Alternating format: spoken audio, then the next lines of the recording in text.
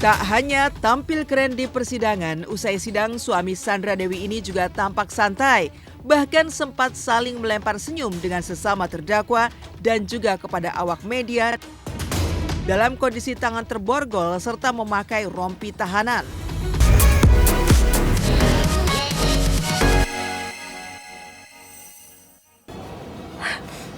Hal itu yang membuat saya sangat terpukul dan sangat syok.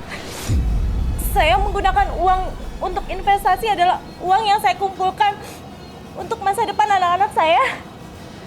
Dari hasil syuting dan juga iklan selama ini yang saya kerjakan. Total kerugian seluruhnya diperhitungkan dari modal gabungan antara modal saya pribadi, suami saya, dan juga modal dari dua perusahaan saya, yaitu PT Bunga Cipta Mandiri dan Bunga Kreatif Studio, dengan modal keseluruhan mencapai kurang lebih 15 miliar.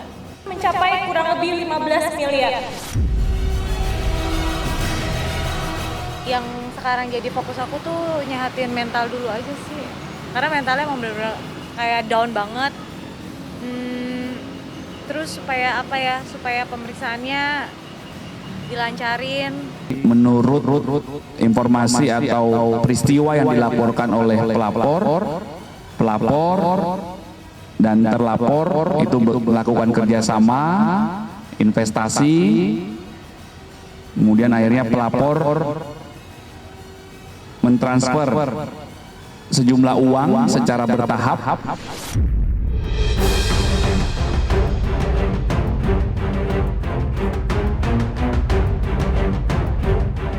Tergiur iming-iming keuntungan dari investasi yang ditawarkan kedua pelaku membuat ibunda dari Karana dan Harnel Pradising ini seolah gelap mata.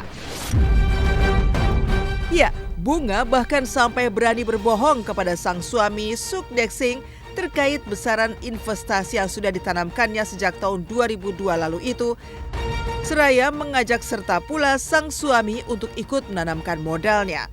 Beruntungnya saat Bunga akhirnya mengakui jika dirinya telah menjadi korban penipuan kedua pelaku, sang suami justru terus mendukungnya, termasuk untuk menyelesaikan kasus ini lewat jalur hukum.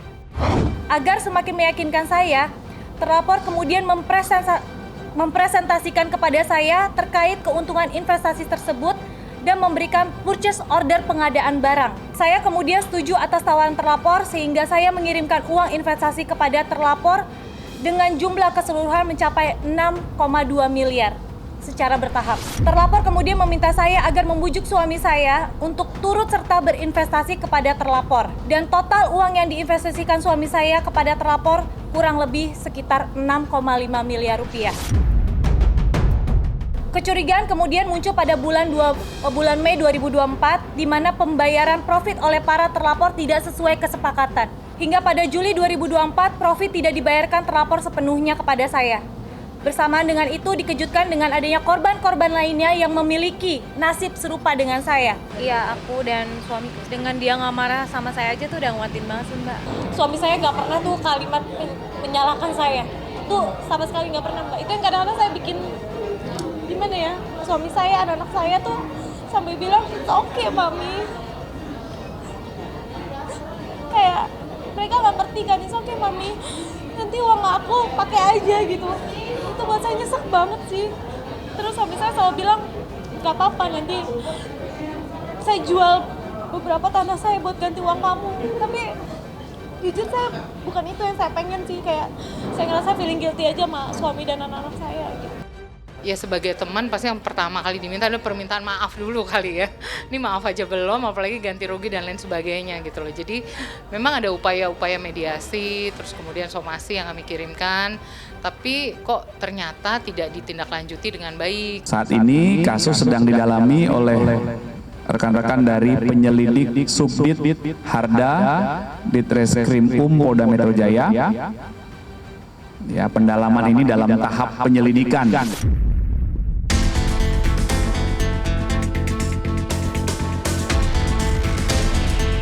Seperti kata pepatah, nasi sudah menjadi bubur. Ya, penyesalan yang diungkap Bunga Zainal pun seolah menjadi tak berarti lagi. Lantaran dirinya serta sang suami sudah terlanjur menjadi korban penipuan yang dilakukan oleh kedua pelaku. Ya enggak lah, apa bunga enggak pinjol, enggak dikejar-kejar. Ya tetap ngenes aja gitu, itu duit bukan sedikit gitu. Supaya kamu tersentuh aja hatinya, kan kamu punya anak juga. Apalagi kamu bilang kalau kamu tersadar bahwa kamu tuh kena karma. Anak kamu kan katanya sakit matanya karena karma dia. Ya kamu tahu kalau karma itu kan akibat dari perbuatan jahat ya, kalau bisa kamu insaf deh. Harapannya pasti memang ini adalah apa ya, kalau boleh dibilang mengembalikan sisa-sisa yang masih bisa kita kembalikan, kita dapatkan untuk mengurangi kerugian klien kami.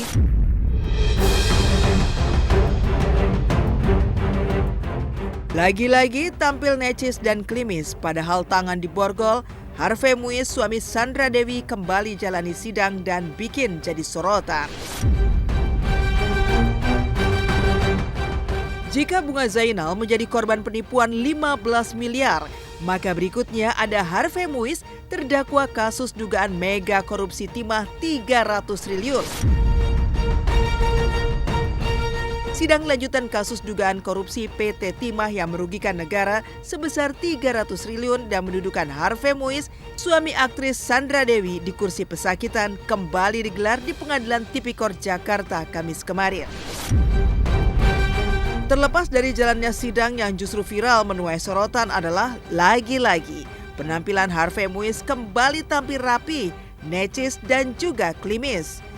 Dengan setelan kemeja putih, celana hitam, serta rambut yang disisir rapi dan klimis di persidangan, benarkah selama ditahan dan kasusnya tak main-main, ia tetap memikirkan penampilan hingga selalu rapi dan keren?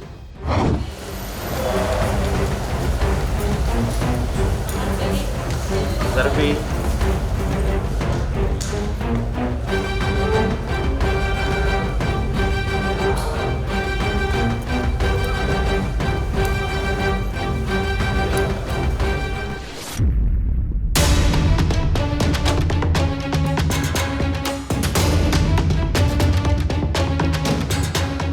Tak hanya tampil keren di persidangan, usai sidang suami Sandra Dewi ini juga tampak santai, bahkan sempat saling melempar senyum dengan sesama terdakwa dan juga kepada awak media dalam kondisi tangan terborgol serta memakai rompi tahanan. Apa yang ada di benak Harvey di saat dirinya didakwa merugikan negara dengan jumlah tak main-main, namun ia tetap santai?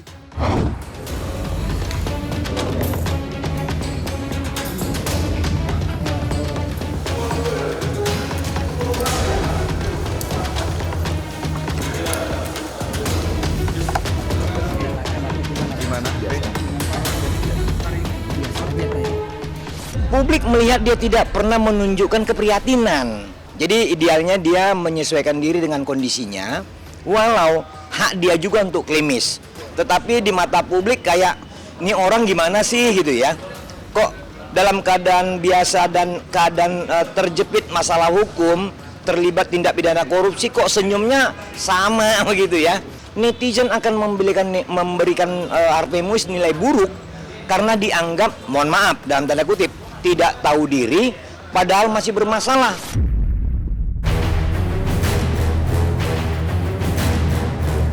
Dengar kesaksian Yuda Arfandi saat bunuh Dante, Tamara Tiasmara teriak hingga ditegur hakim. Masih dari ruang sidang, sidang lanjutan kasus kematian Dante, putra sematawayang aktris Tamara Tiasmara, kembali digelar di Pengadilan Negeri Jakarta Timur hari Kamis kemarin. Sidang sempat diwarnai emosi Tamara Tiasmara yang meluap saat mendengar kesaksian Yuda Arfandi terkait aksinya yang dengan kejinya membenamkan Dante sebanyak 12 kali.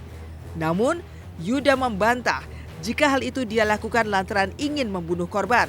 Tak hanya itu, Yuda juga mengaku baru sekali melakukan kekerasan kepada Tamara selama pacaran saat ditanya hakim. Hal inilah yang lagi-lagi menyulut emosi Tamara, hingga ia pun teriak histeris yang akhirnya ditegur oleh majelis hakim. Jadi kalau saya tanya sekarang saudara, seberapa sering saudara melakukan kekerasan fisik terhadap Tamara? Jawaban saudara? Itu yang pertama kali.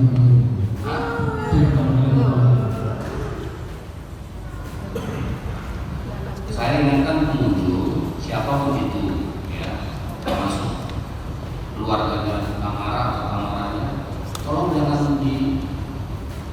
Karena saya akan keluarkan kalau tidak bisa menahan. Sempat, tapi makanya ditegur ya, sempat sekali ditegur. Ya itulah makanya mendingan aku pergi dulu aja daripada makin emosi, karena ini makin lama kayaknya makin bawa emosi. Dia freak, udahlah freak. Doain ya.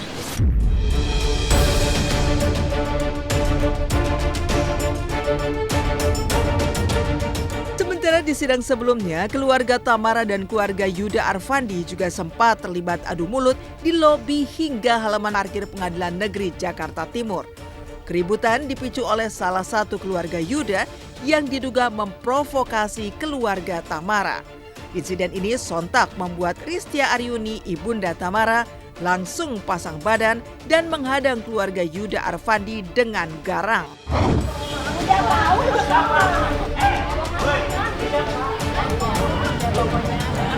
Ya begitulah teman-teman, dia nggak merasa salah, tapi tetap begitu.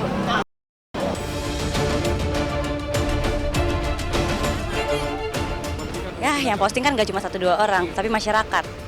Gitu. Ya kalau nggak, ya kesel lah. Emang dia nggak terima ya nggak terima sama siapa, aneh banget ya.